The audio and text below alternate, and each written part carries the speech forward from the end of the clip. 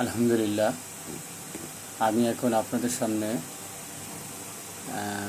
নাক্সভমের শুধুমাত্র পিকিউলিয়ার লক্ষণগুলো আলোচনা করব। নাক্সভমের শুধুমাত্র পিকিউলিয়ার লক্ষণগুলো আলোচনা করব ম্যাথমেটিক্যাল আলোকে। তো ক্লাসিক্যাল হোমিওপ্যাথি অনুসরণে যারা করে তাদের এটা বেশি উপকারে আসবে। যারা ক্লাসিক্যাল হোমিওপ্যাথি করতে চায়, যারা ক্লাসিক্যাল হোমিওপ্যাথিকে মনে প্রাণে ভালোবাসে, তাদের বেশি কাজে লাগবে। সে ক্লাসিক্যাল হোমিওপ্যাথি অনুসারে মলত্যাগের ব্যর্থতা, রাগী স্বভাব, নাক্সভমের মানে পিকুলিয়ার সিমটমগুলো বলতেছি। তো এখানে হলো মলত্যাগের ব্যর্থতা, রাগী স্বভাব এবং ভোরে ঘুম ভেঙে যাওয়ার প্রবণতা, দ্বারা নিশ্চিত করে। এই প্রুভিং লক্ষণগুলো এখানে এটা নির্দেশ করে। মানসিক লক্ষণ, তো পিকুলিয়ার মানসিক লক্ষণ যেটা, আমি সেগুলোই আলোচনা করব শুধু। অত্যন্ত খিটখিটে এবং রাগী স্বভাব, মানে নাক্সভমের রোগী এত বেশি খিটখিটে এবং এত বেশি রাগী যে প্রচণ্ড খিটখিটে, সে খুব দ্রুত রেগে যায়, অত্যন্ত দ্রুত রেগে যায়, অত্যন্ত সংবেদনশীল এবং অন্যের দোষ ত্রুটি সহজে ক্ষমা করতে পারে না, যেটা অ্যাসিড নাইট্রিকে পারে না। ঠিক আছে, থুজাতেও কোনো একটু দেরি হয়ে চিন্তা করে। তো এটার মতো সে অন্যের দোষ ত্রুটি অন্যের সহজে ক্ষমা করতে পারে না।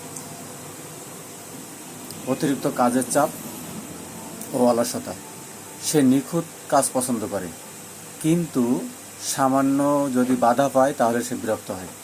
কাজ কিন্তু সে খুব নিখুঁতভাবে পছন্দ করে, কিন্তু যদি সামান্য একটু বাধা পায় তাহলে সে কাজের ক্ষেত্রে খুব পায়, মানে বিরক্ত হয় তখন। ঘুম এবং স্নায়বিক লক্ষণগুলো তার ভিতরে থাকবে নাক্সভমের পিকুলিয়ার লক্ষণের ভিতরে। সন্ধ্যায় ঘুম ভাম, সন্ধ্যার সময় প্রচণ্ড ঘুম পায় এবং মাথা ঝিমঝিম করে। আর ভোরে ঘুম ভেঙে যাওয়া, নাক্সভমে যেটা আছে সেটা হলো পিকুলিয়ার লক্ষণের ভিতরে ভোরে ঘুম ভেঙে যাওয়া। রাত ঠিক 3টার দিকে ভোরবেলায় হঠাৎ করে ঘুম ভেঙে যায় এবং মাথায় নানান রকম দুশ্চিন্তা ভর করে। রাত্রে 3টার দিকে ঘুম ভাঙে এবং মাথার ভিতরে তখন নানান রকম দুশ্চিন্তা ভর করে। আর দীর্ঘক্ষণ জেগে থাকার পর সকালের দিকে আবার তার ঘুম আসে। সকালের দিকে তার আবার ঘুম আসে, আর ঘুম ভাঙলে বেলা শেষ হয়। তো বেলা শেষ হয়ে গেলে দেখা যায় যে ঘুম ভাঙার পর শরীর ক্লান্ত হয়ে থাকে এবং মন মেজাজ ভালো থাকে না, যেটাকে আমরা সঠিক ঘুম বলি না, যেটাকে আমরা প্রপার ঘুম বলি না। পেট এবং পরিপাক ক্রিয়ার লক্ষণে যদি আমরা দেখি, তা অসম্পূর্ণ মলত্যাগের বেগ, বারবার মলত্যাগের ইচ্ছা হয়, কিন্তু সামান্য মলত্যাগ হওয়ার পরেও মনে হয় যেন মল আরও ভিতরে রয়ে গেছে, এরকম একটা বাকি থাকে। পায়খানা করার পরে মনে হয় যেন আরও বাকি আছে, এরকম মনে হয়, আরও কিছু রয়ে গেছে, এরকম মনে হয়। টক বা তিতা স্বাদ, মুখে টক বা তিতা ঢেকুর ওঠে এবং সকালে খালি পেটে বমি বমি ভাব এবং অস্বস্তি হয়। তার মুখ এবং মুখের স্বাদের ক্ষেত্রে যদি দেখি আমরা, টক টক ঢেকুর ওঠে এবং সকালে পেটে এবং মুখে একটা বমি বমি ভাব এবং অস্বস্তি হয় তার।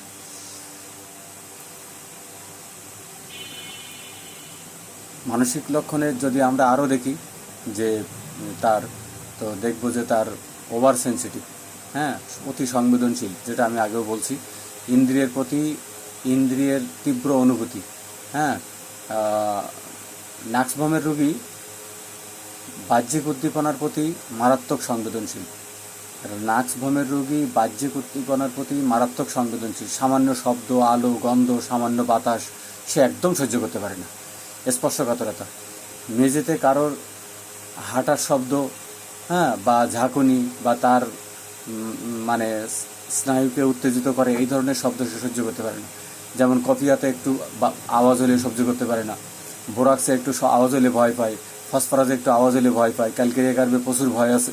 তো এখানে নাক্সভম কী করতেছে, নাক্সভম বলতেছে যে সে মেঝেতে কেউ যদি হাঁটে আর হাঁটার যদি একটা শব্দ হয় বা একটা কোনো রকম শব্দ, সে একদম ঝাঁকুনি নিতে পারে না, শব্দ সহ্য করতে পারে না, স্নায়ু উত্তেজিত হয়ে যায়, তাহলে সে উত্তেজিত হয়ে পড়ে। তার সহ্য করার ক্ষমতা খুব কম। যে কোনো মানসিক দ্বন্দ্ব এবং তার মধ্যে মতের বিরোধী হলে, তার মতের বাইরে গেলে সে নিজেকে মানায় নিতে পারে না, সে সহ্য করতে পারে না, প্রচণ্ড খিটখিটে হয়ে যায় এবং হিংস্র হয়ে ওঠে। চরম শীতকাতর, ঠান্ডা বাতাস সহ্য হয় না তার। ঠান্ডা বাতাসে সে প্রচণ্ড হিপারসালফের মতো হয়ে যায়, সে কিন্তু সবসময় আবৃত থাকতে চায়। রোগী কোনোভাবেই ঠান্ডা বাতাস সে সহ্য করতে পারে না এবং সবসময় নিজেকে গরম কাপড়ে মুড়িয়ে রাখে। ওই যেটা আমি বললাম যে হিপারসালফের মতো সবসময় গরম কাপড়ে নিজেকে মুড়িয়ে রাখে। জামা খোলার কষ্ট, জ্বর, শীত, হ্যাঁ, জ্বর বা শীত করার সময় রোগী বিছানা থেকে নড়াচড়া করতে বা গায়ের কাপড় সরাতে গেলেই প্রচণ্ডভাবে শীত কাঁপুনি এগুলো তার অনুভব করে এবং তার রাগও হইতে পারে। পর্যায়ক্রমিক মানে নিষ্ফল মলবেগের যে বিষয়টা, সেটা নাক্সভূমির ভিতরে আমরা বেশি পাবো। পিকুলিয়ার লক্ষণের ভিতরে অসম্পূর্ণ মলত্যাগ, যেটা আগেও বলছি। তো নাক্সভূমিকার একটা অন্যতম বৈশিষ্ট্য হলো কি, যে লক্ষণ হলো এটাই যে মলদ্বারের মাংসপেশির অনিয়মিত সংকোচন। রোগী বারবার তীব্র মলবেগের জন্য আসে, হ্যাঁ, কিন্তু প্রতিবারই খুব সামান্য মলত্যাগ হয়, আর মলত্যাগের পরে মনে হয় যেন আরও একটু বাকি আছে, আরও একটু রয়ে গেছে, আরও একটু হলে ভালো হতো, এরকম একটু করার পরে আবার একটু মলবেগের চাপ হয়। এরকম ঘন ঘন প্রস্রাব, তো ঘন ঘন প্রস্রাবের ক্ষেত্রেও এরকম ওই মলের যে অবস্থা, এখানে প্রস্রাবেরও সেই সেম অবস্থা থাকে।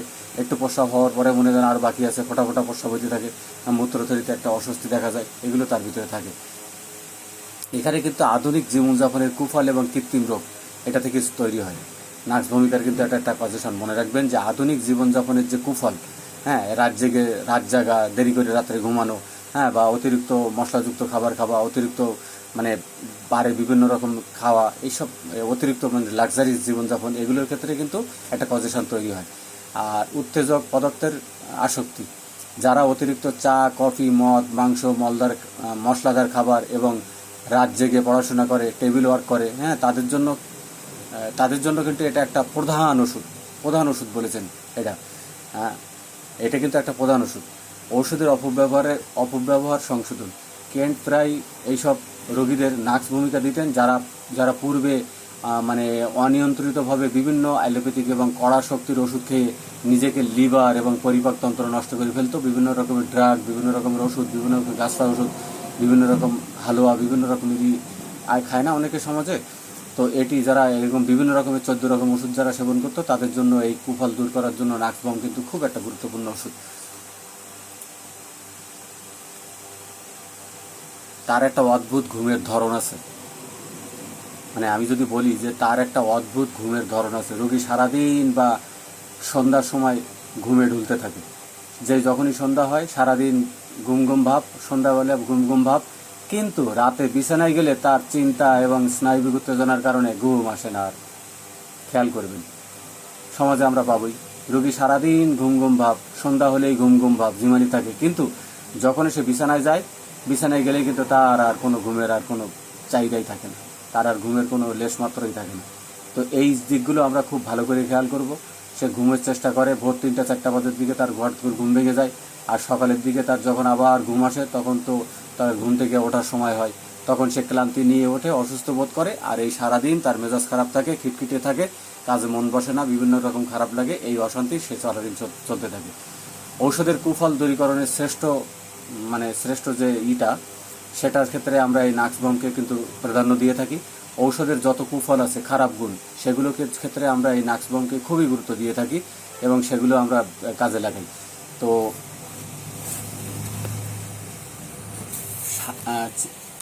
বিশেষ করে যেসব রোগী অতিরিক্ত মাত্রায় পেটেন্ট ওষুধ এবং কবিরাজি ওষুধ, তারপরে পাচন উত্তেজক এবং মানে উষ্ণ রান্না করা এই মানে উষ্ণ যেসব ওষুধ, সেসব ওষুধ সেবন করার পরে, হ্যাঁ, শরীর নষ্ট করে ফেলছে এবং লক্ষণ মিলালে তাদের কিন্তু আমরা প্রথমে এই ওষুধটা দিয়েই কিন্তু বিভিন্ন রকমের কজেশনগুলোকে আমরা ঠিক করি এবং এখানে আমরা ব্যবহার করি।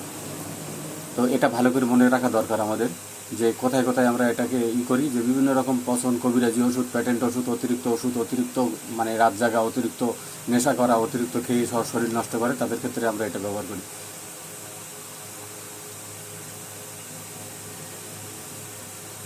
শারীরিক এবং মানসিক গঠনের ক্ষেত্রে যদি দেখি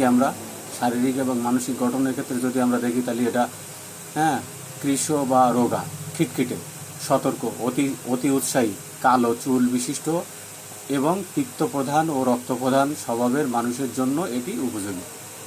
আবার মনে রাখি, কৃষ্ণ এবং রোগা, খিটখিটে, সতর্ক, অতি উৎসাহী, কালো চুল বিশিষ্ট এবং পিত্তপ্রধান ও রক্তপ্রধান স্বভাবের মানুষের জন্য, হ্যাঁ, এটি উপযোগী।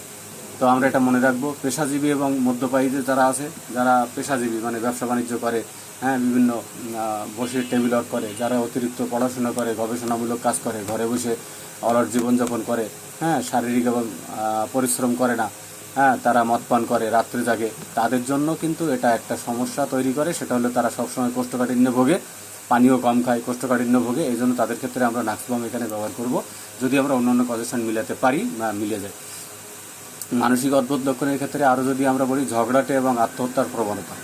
রোগী অত্যন্ত খিটখিটে, ঝগড়াটে এবং অন্যের অনিষ্টর জন্য সে খুব একটা তার ভিতরে কাজ করে। হ্যাঁ, তার মধ্যে মানসিক উদ্বেগের কারণে আত্মহত্যার খুব তীব্র ইচ্ছা জাগে। মানসিক যে উদ্বেগ, সেটার কারণে তার আত্মহত্যার জাগে, কিন্তু সে কিন্তু মরতে ভয় পায়। সে যতই গলায় রশি দিবে, গলায় রশি টশি ঝুলাইয়ে, আমাদের স্যার, দয়াগঞ্জের স্যার ডাক্তার শওকত আলী ভূঁইয়া এইভাবে বলতেন যে রশি ঝুলাইয়ে একদম ফাঁসি করে রেডি করে যে গলা ঢুকাই দিয়ে তারপর ওখান থেকে আবার বেরিয়ে চলে আসে। সে কিন্তু মরতে ভয় পায়, মরবে না, গলায় ফাঁসি দিবে না, ওই পর্যন্ত যাবে যে এই গলায় ফাঁসি ঢুকাই দিয়ে ওখান থেকে বেরিয়ে চলে আসবে। কাজের ক্ষেত্রে খুঁতখুঁতে, অত্যন্ত দায়িত্বশীল ও কাজের ব্যাপারে নিখুঁত, কিন্তু সামান্য বাধা যদি পড়ে তাহলে অতি উত্তেজিত হবে এবং রাগান্বিত হবে। সে কাজ কিন্তু খুব দায়িত্ব নিয়ে করে এবং খুব নিখুঁতভাবে কাজ করে। কোষ্টিকামের মতো, কাস্ট্রেনশনের মতো, তারপরে আর্সেনিকের মতো, হ্যাঁ, এগুলোর মতো খুব নিখুঁতভাবে কাজ করে। ক্যালকেরিয়া কার্ভের মতো দায়িত্ব নিয়ে কাজ করলে কী হবে, কিন্তু তারকে যদি বাধা দেওয়া হয় তাহলে সে খুবই উত্তেজিত হয় এবং রাগান্বিত হয়ে যায়। এই জিনিসগুলো যদি আমরা মনে রাখতে পারি তাহলে তো সোনায় সোহাগা। আর পরিপাকতন্ত্রের অদ্ভুত লক্ষণ যদি আমরা দেখি, বমি করার অত্যন্ত অনুভূতি, যারা ইপিকাকের মতো বমি করে, নাক্সবাম বমি করলেই উপশম হয়, আর ইপিকাকে অক করতে থাকে, বারবার বমি ভাব হয়। তো এই জিনিসগুলো আমরা মনে রাখবো। যদি আমি একবার বমি করে ফেলতে পারতাম, নাক্সবাম এরকম মনে করে, যদি আমি একবার বমি করে ফেলতে পারতাম তবে অনেক ভালো বোধ করতাম। দেখছেন, ব্যাস। তো এটা মনে রাখতে পারলেই ব্যাস নাক্সবাম চেনা হয়ে গেল। আর পাথরের মতো চাপ, খাওয়ার 1-2 ঘন্টা পরে পেটের ভিতরে ভারী পাথর চেপে বসে আছে এরকম একটা মনে হয়। এটা একটা খুব গুরুত্বপূর্ণ লক্ষণ। কিন্তু খাওয়ার 1 থেকে 1.5 ঘন্টা বা 1 থেকে 2 ঘন্টার ভিতরে যদি এরকম পাথরের মতো পেটের ভিতরে একটা চাপ বোধ থাকে, তাহলে আমরা এটাকে নাক্সবাম হিসেবে ব্যবহার করব, পিকুলিয়ার লক্ষণ হিসেবে। পোশাক আলগা করার প্রবণতা, পেটে অত্যন্ত ফাঁপা ভাব এবং আঁটোসাঁটো অনুভূতি মনে হয়। পেটে অত্যন্ত ফাঁপা ভাব এবং আঁটোসাঁটো মনে হয়, কারণ রোগী গায়ের কাপড় এবং কোমরের বেল্ট আলগা করতে বাধ্য হয়। অসম্পূর্ণ অনুভূতি, কোষ্ঠকাঠিন্যের সময় বারবার নিষ্ফল মলবেগ হয়, খুব সামান্য মল নির্গত হয় এবং মলত্যাগের পরেও মনে হয় যেন পেটে পুরাপুরি পরিষ্কার হয় নাই, পেটটা এখনও অনেক বাকি আছে এরকম মনে হয়, পায়খানা এখনও ক্লিয়ার হয় নাই, এখনও বাকি আছে এরকম মনে হয়। ঠান্ডা লাগার অদ্ভুত লক্ষণে যদি আমরা দেখি, তার ভিতরে কিন্তু পাবো, হ্যাঁ, নাক এরকম ঘষতে থাকে, ওই যে সিনার মতো নাক ঘষতে থাকে এবং রাতের বেলায় এক নাক বন্ধ এক নাক খোলা, এটাও আমরা মাঝে মাঝে পাবো। তো নাক বন্ধের পর্যায়ক্রমিক রূপ যেটা, ওই যে সর্দি এবং ঠান্ডা লাগলে দিনের বেলা দেখা যায় যে খোলা বাতাসে নাক দিয়ে পানি পড়তে থাকে, কিন্তু রাতের বেলা ঘরের ভেতরে নাক পুরাপুরি বন্ধ হয়ে যায়। দিনের বেলা কি হয়, বাতাসে যখন যায় তখন পানি পড়তেই থাকে নাক দিয়ে, আর যখন ঘরের ভিতরে আসে, হ্যাঁ, তখন কিন্তু কি হয়, তার নাক বন্ধ হয়ে যায়। ব্যাস, এটা মনে রাখবেন। এরপরে সর্বশেষ আমি যেটা বলতে চাচ্ছি যে চরম স্নায়বিক এবং অতি সংবেদনশীলতা তার ভিতরে আমরা পাবো। বাহ্যিক উদ্দীপনা এবং তীব্র প্রতিক্রিয়া, সেখানে আমরা পাবো যে নাকভূমিকা রোগীর স্নায়ু এত বেশি উত্তেজিত থাকে যে কোনো বাহ্যিক বিষয় তা অতিমাত্রায় আলোড়িত হয়ে পড়ে। সামান্য শব্দ, সামান্য গন্ধ, যেগুলো আমি আগেই বলছি, গান, হ্যাঁ, অতিরিক্ত শব্দ, অতিরিক্ত বাজনা, অতিরিক্ত কোনো মারাত্মকভাবে উত্তেজিত করে তুলে থাকে। সামান্য স্পর্শ এসে কিন্তু আবার রাগ হয়ে যায়। রোগীর শরীর এবং মেরুদণ্ড এতটাই সংবেদনশীল থাকে যে কাপড়ের বা হাতের সামান্য স্পর্শ সে সংবেদনশীল হয়ে পড়ে। আর্নিকা যেরকম ভয় পায় যে আমি ব্যথা পাবো, থুজা যেরকম ভয় পায় যে পেটের ভিতরে মনে হয় কিছু আছে, বা আমি সে তো একটা ফিক্সড আইডিয়া নিয়ে বসে থাকে। থুজা সে মনে করে একটা ক্ষতি হবে বা একটা কেউ হাত দিলে আমি নোংরা হয়ে যাব, থুজা এরকম মনে করে। আর নাক্সবাম এখানে মনে করে যে মাংসপেশি স্পর্শে তার মাংসপেশিতে টান বা আক্ষেপ এরকম শুরু হইতে পারে, এই জন্য সে ভয় পায়। তবে অদ্ভুত বিষয় হলো, জোরে চেপে মালিশ করলে সে আবার আরাম বোধ করে। নাক্সবাম যদি জোরে চেপে মালিশ করা হয় তাহলে সেক্ষেত্রে কিন্তু সে আরাম বোধ করে। মেরুদণ্ড এবং মাংসপেশির ধনুষ্টঙ্কারের ভাব, এখানে কিন্তু আমরা দেখতে পাবো যে ঘাড় এবং চোয়াল শক্ত হয়ে থাকে। স্টিক যেরকম শক্ত, হ্যাঁ, বিষক্রিয়ার মতো ঘাড় এবং চোয়াল শক্ত হয়ে যাওয়ার মতো একটা প্রবণতা তার মধ্যে উল্লেখ করা যায়।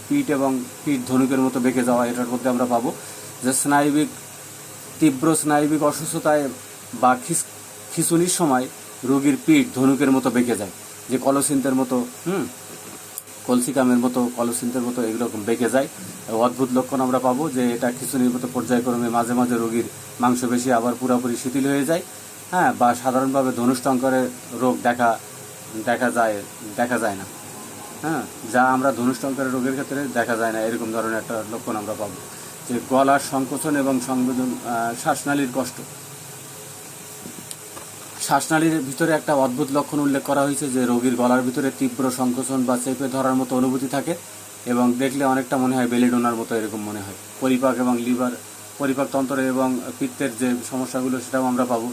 লিভার এবং রক্ত সঞ্চালনের ব্যাঘাত, অলস জীবনযাপন এবং অতিরিক্ত মানসিক খাটুনির ফলে রোগীর ভিতরে যে একটা রক্তের যে একটা মানে অধিক্য ঘটে, যার ফলে দেখা যায় যে জন্ডিস এবং লিভারের নানা রকম সমস্যায় সে ভুগতে থাকে। তো লিভারের ক্ষেত্রেও আমরা এটাকে মেডিসিনটা ব্যবহার করতে পারি। যেগুলো পিকুলিয়ার লক্ষণ সব বলতেছি, আমি আলোচনা করতেছি। পাকস্থলীর একটা অবশ ভাব, অতিরিক্ত কড়া ওষুধ বা উত্তেজক ওষুধ খাওয়ার পরে পাকস্থলীর ক্রিয়া অলস হয়ে পড়ে এবং সেই কারণে খাওয়ার পর আর দীর্ঘ সময় পেটে মানে হজম করা তার জন্য অস্বস্তি হয়ে পড়ে, এসব অংশ অস্বস্তি বোধ করে এবং এই ক্ষেত্রে আমরা নাক্সিবামকে পিকুলিয়ার হিসেবে ব্যবহার করতে পারবো। মানসিক অবস্থা এবং খিটখিটে ভাব, তার মধ্যে মেজাজ থাকবেই।